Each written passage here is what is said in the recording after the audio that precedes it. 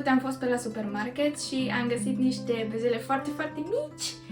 Așa că m-am gândit cum să nu fac cioco caldă cu bezele așa mici. Atât de mici. Astăzi vă arăt rețeta mea preferată de cioco caldă, foarte ușor și rapid de făcut, că și mie mi-e, așa că să începem. Folosesc ciocolată Heidi, că știu că e bună. O bucățică din asta are 20 de grame și vom folosi 100 de grame.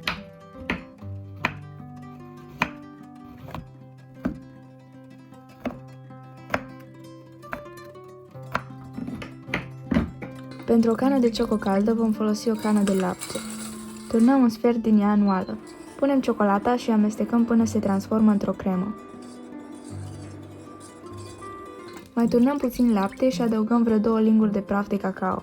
După ce amestecăm ingredientele, adăugăm restul de lapte și 2-3 lingurițe de zahăr. Depinde cât de dulce vreți să fie.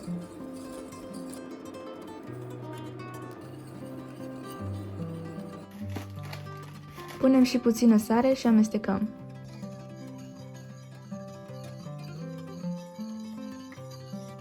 Turnăm cioco caldă într-o cană și adăugăm niște very small bezele deasupra.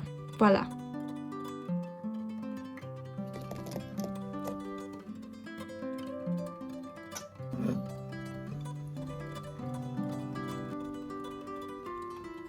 Chiar că e super bună.